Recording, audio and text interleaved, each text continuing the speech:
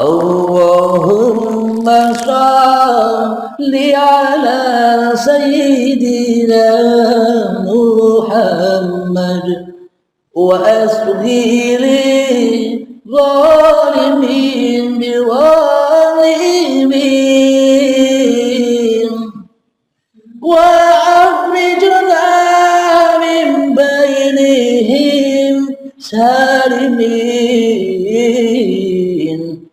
wa ala alihi wa sahbihi ajma'in. Yang mana di dalam seluruh syariat-syariat yang akan dikerjakannya dikasih kunci untuk masuk di dalam seluruh syariat-syariat itu, yakni kunci apapun yang kita perbuat, apapun yang kita kerjakan, diawali dengan niat dan di akhir niat ada kunci password masuk untuk mi'raj kepada Allah, untuk ketemu Allah, untuk berjumpa Allah, yakni di dalam kata lillahi ta'ala. Inilah tujuan-tujuan syariat dipersembahkan, diperuntukkan bagi umat-umatnya Kanjeng Nabi Muhammad yang mengikuti jejak-jejak nabinya. Jadi mengikuti jejak-jejak nabinya itu bukan syariatnya saja, yang terpenting di sini keadaan hatinya. Karena Allah tidak memandang syariat-syariatmu, Allah tidak memandang apa yang kau perbuat, tidak memandang ilmumu, akan tetapi memandang hatimu.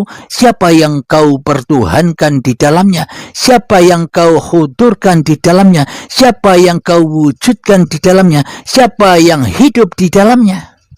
Nah, jika masih kemanusiaanmu yang menguasai di dalamnya, kita jauh dari rahmatnya Allah. Kita jauh dari apa yang dituntunkan Allah kepada Kanjeng Nabi Muhammad sebagai contoh manusia yang termulia. Jadi bila kita tidak mencontoh manusia yang termulia, khususnya hati, babagan hati, maka percuma apa yang kita kerjakan, maka percuma kehidupan ini. Karena seakan-akan kita ini berjalan sendiri, seolah-olah kita ini sebagai wayang bisa jalan sendiri tanpa sang dalang. Kita bisa mentuhani diri kita sendiri selama ini. Apa buktinya? Allah tidak wujud di hati kita. Allah tidak hidup di hati kita. Allah tidak kuasa sedikit pun di hati kita. Allah tidak ada kehudurannya sedikit pun di hati kita. Karena selama ini yang hudur sebagai raja di rajanya hati kita adalah diri kita sendiri. Itulah bukti-bukti kekuasaan singgah sana musuh hawa nafsu kita dan lembah iblis dan setan. Itulah lembah neraka itu. Jadi mari kita bersama-sama sedikit demi sedikit mengubah hati kita dari alam kegelapan menuju alam yang terang benderang, dari alam kemanusiaan menuju alam ketuhanan. Jadi inilah yang dicari oleh Kanjeng Nabi Muhammad selama 15 tahun di Gua Hira, mencari iman tauhid yang seperti ini. Jadi ketika sebelum syariat didatangkan, sebelum Kanjeng Nabi diutus menjadi Nabi, sebelum Kanjeng Nabi Isra Mi'raj, Kanjeng Nabi beriman dulu, yakni mengenal siapa Allah yang menciptakannya, mengenal siapa Allah yang mewujudkannya, mengenal siapa Allah yang menghidupkannya, mengenal siapa Allah yang menguasainya. Jadi ketika sudah mengenal Allah, maka leburlah, maka adamlah kedirian hawa nafsu Muhammadnya di hatinya. Jadi kisah-kisah Kanjeng Nabi Muhammad itu semuanya sudah ada di dalam hati kita. Sudah nyata di dalam Al-Quran Qadim, di dalam hidup ini. Karena tanpa hidup kita tak akan bisa menyaksikan kisah-kisah risalah-risalah kenabian. Tanpa hidup kita tak akan tahu Al-Quran dan Al-Hadis. Jadi semuanya berpusar, bersumber daripada hidup itu sendiri. Dengan hiduplah kita mengenal Al-Quran, dengan hiduplah kita mengenal Al-Hadis, dengan hiduplah kita mengenal kisah-kisah para nabi, dengan hiduplah kita mengenal kisah-kisah para rasul, dengan hiduplah kita mengenal kisah-kisah para aulia dan para wali. Jadi sebenarnya sumber dari segala sumber yang ada di alam semesta ini adalah Allah Subhanahu wa ta'ala, yakni hayatullah. Mari kita lanjutkan arti dari surat Al-Anfal ayat ke-17 yang kita baca di episode yang lalu. Maka sebenarnya bukan kamu yang membunuh mereka, akan tetapi Allah lah yang membunuh mereka, dan bukan kamu yang melempar ketika kamu melempar, tetapi Allah lah yang melempar. Allah berbuat demikian untuk membinasakan mereka dan untuk memberi kemenangan kepada orang-orang mukmin. Apa maknanya? Jadi Allah memberitahukan ini semua agar kita menjadi mukmin, agar kita menjadi Islam di sisi Allah. Karena selama ini kita kan belum Islam di sisi Allah, kita kan belum mukmin di sisi Allah. Di dalam hati kita seolah-olah kita yang berbuat, bukan Allah yang berbuat. Itu tandanya kita masih kufur. Itu tandanya kita masih ingkar akan kekuasaan Allah selama ini. Tidak percaya bila Allah itu bisa apa-apa, dan tidak percaya bila Allah itu bisa menjadi siapa-siapa. Karena seolah-olah selama ini yang bisa apa-apa dan yang bisa menjadi siapa-siapa hanyalah makhluknya, hanyalah diri manusianya. Seolah-olah Allah itu tiada sedikit pun kekuasaan di dalam apa-apa dan di dalam siapa-siapa. Karena selama ini Allah kita goibkan. Karena itulah hati kita selama ini tersesat jalannya. Karena yang kita ikuti sebagai penasehat kita selama ini adalah iblis dan setan, yang mana iblis dan setan tak akan pernah mau bersujud kepada Adam. Iblis dan setan selamanya tak akan mau bila dibilang bahwa iblis dan setan itu tidak ada. Maunya pingin ada terus seperti adanya Allah. Pada intinya iblis dan setan itu menyesatkan manusia agar manusia menjadi saingan-saingan Allah. Dan ternyata setan dan iblis selama ini telah berhasil menyesatkan kita semua selama ini. Berhasil iblis dan setan itu, yakni di dalam hati kita selama ini tidak mau bila yang bisa duduk ini Allah. bahwa di dalam hati kita selama ini tidak mau dan tidak rela serta tidak ridho bahwa Allah bisa berdiri, bahwa Allah bisa memandikan badan, bahwa Allah bisa memasakkan badan, bahwa Allah bisa memakankan badan, bahwa Allah bisa meminumkan badan, bahwa Allah bisa mensolatkan badan, bahwa Allah bisa mengibadahkan badan, bahwa Allah bisa memperkerjakan badan, dan Allah bisa segala-galanya. Maka hawa nafsu kita selama ini tidak rela dan tidak ridho bila Allah yang berkuasa atas diri kita sendiri. Begitu bukan?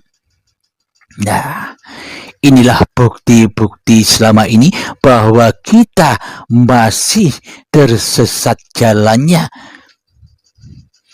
Marilah kita tuju, marilah kita bertemu dengan perjalanan-perjalanan yang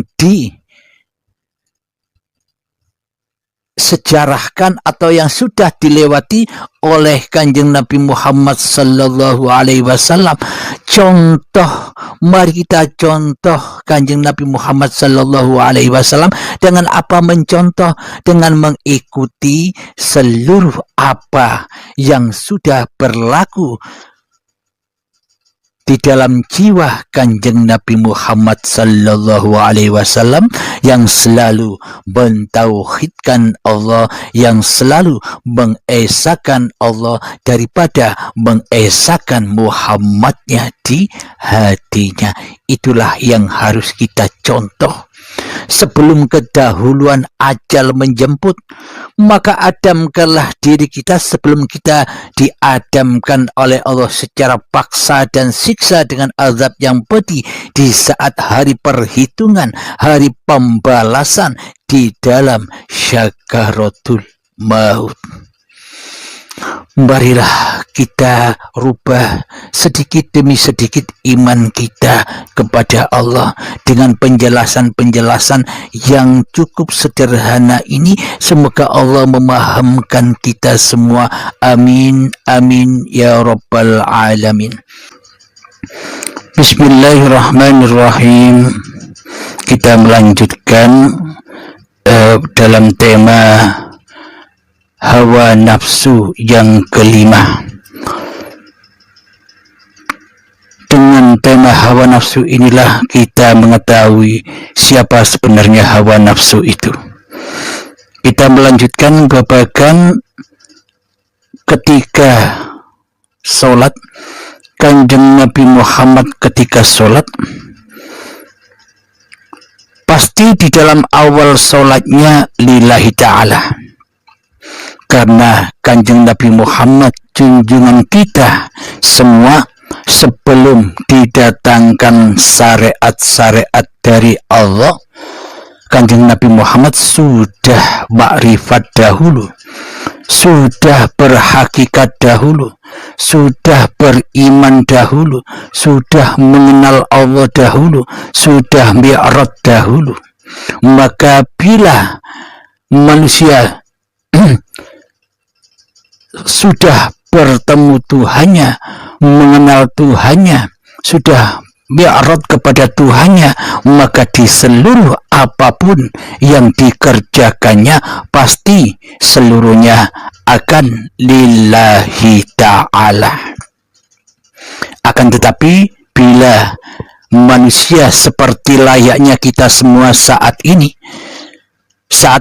selama ini kita kan awal belajar syariat, setelah syariat torekoh, setelah torekoh hakikat, setelah hakikat makrifat. Seolah-olah makrifat itu ending dari segala ending perjalanan. Padahal hakikatnya sebelum kita bersyariat, makrifat dulu, hakikat dulu, torekoh dulu, dan bertemulah dengan syariat. Bagaimanakah agar syariat kita bisa lillahi ta'ala? Ya harus berhakikat hatinya. Jadi hakikat itu babakan hati. Ya masuk Islam dulu hatinya. Yang selama ini hati kita kufur, hati kita ingkar, hati kita selalu mensekutukan Allah dengan diri kita. Masukkan Islam dulu, adamkan dulu, sujudlah kepada Adam dulu, baru bisa masuk Islam, baru bisa bersyahadat. Jadi niatan-niatan Kanjeng Nabi ketika di dalam solat-solatnya, ketika di dalam ibadah-ibadahnya, tentu pasti sudah lillahi ta'ala. Karena Kanjeng Nabi sudah beriman lebih dulu daripada berislam. Jadi urut-urutannya iman, Islam, ihsan. Jadi Islam, jadi manusia tidak akan pernah bertemu dengan Islam, keselamatan, bila hatinya tidak beriman dahulu kepada Tuhan yang diabdinya, Tuhan yang disembahnya. Jadi wajib iman dulu, wajib takwa dulu, maka di seluruh syariat-syariat itu akan berpulang kepada lillahi ta'alanya. Alhamdulillahirrabbilalamin. Mari kita lanjutkan. Di episode yang lalu kita membahas tentang Allahu Akbar. Jadi inilah doa iftitah yang dibaca setelah bertakbiratul ihram. Kabira walhamdulillahi katsira wa subhanallahi bukratan wa asila. Inni wajjahtu wajhiya lilladzi fataras samawati wal ardh. Allahumma salli ala sayyidina Muhammad wa asghili zalimin biwalimin wa akhrijna min bainihim salimin wa ala alihi wa sahbihi ajma'in.